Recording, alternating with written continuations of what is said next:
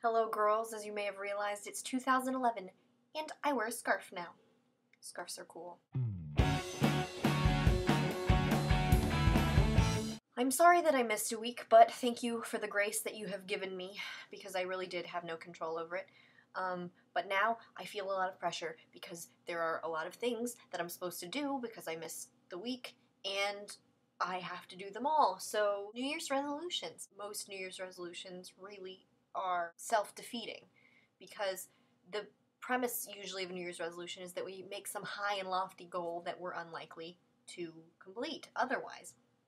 And if you wouldn't do it some other time in the year, why would you do it when you started a new year? So my new philosophy is to make goals for myself that are not as lofty and unrealistic.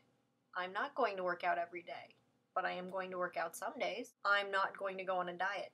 I hate diets, and I will never keep a diet. But I am going to eat better.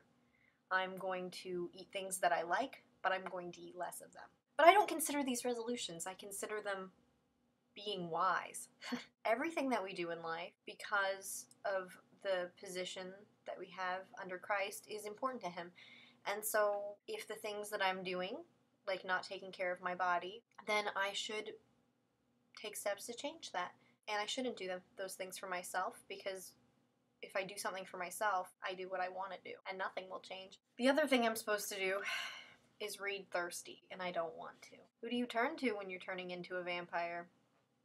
I mean, not Buffy. So I'm gonna read. We already read the introduction in our introductory video, and I'm not gonna do that. I want to remind you that the main character's name is Chris, and there are also characters called Jerk, Gar, I can't say his name, and in this world, it is accepted that there are vampires. Apparently that's all that's important. So, Chapter 1. The book starts out like this. It is English, and I am watching Rebecca Schwartz's head. I think I have a crush on Rebecca Schwartz. So basically he's having this daydream about this girl that he thinks he has a crush on. He's not sure.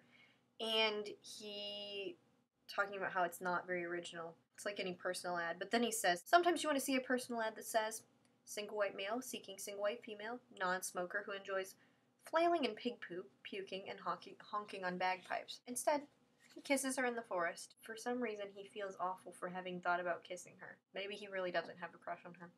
He doesn't seem sure. He doesn't want to be around his brother right now. He says, tonight, what we're doing is going to a lynching. Let's go to a lynching. That'd be awesome. So we've just met Chris's friend, Jerk. He's so mean to Jerk. Oh, he's feeling guilty for being mean. Well, that's good. He's not the person with the highest self-esteem in the world, probably because he's friends with you, Chris.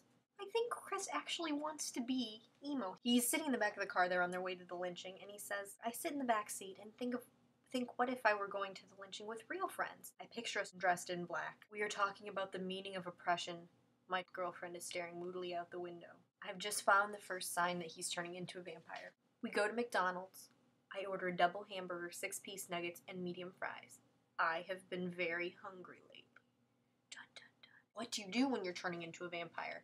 Perhaps you eat a lot of food from McDonald's. Vampires are lynched traditionally. Whenever their bloodlust is upon them, their fangs slide forward and they have no reflection to speak of. Only when their bloodlust is upon them. Didn't know. The vampire is a young woman, or at least she looks young, because she's a vampire. This is our second sign that he's turning into a vampire. The vampire stumbles up the steps. Then she looks at me. She is staring at me. It's because she knows you're turning into a vampire. She turns inside to go to her death, and she's gone. He's still exceptionally hungry. Food does not seem to fill me up because you're turning into a vampire. Also, I've been feeling strange little percolations in my chest. It's a desire for something, but I can't tell what. It's blood. It has been disturbing my sleep occasionally at night. Maybe it's love, these percolations. That's what I think. It's not. It's blood. So we're nearing the end of the chapter, and Chris Cullen is having a dream about a vampire. Go figure. The girl that got lynched. She says, you are mine. You are mine. So guess what? He might be turning into a vampire. That's what might be happening. That's the end of Chapter 1. So, Riley, I will see you on Wednesday.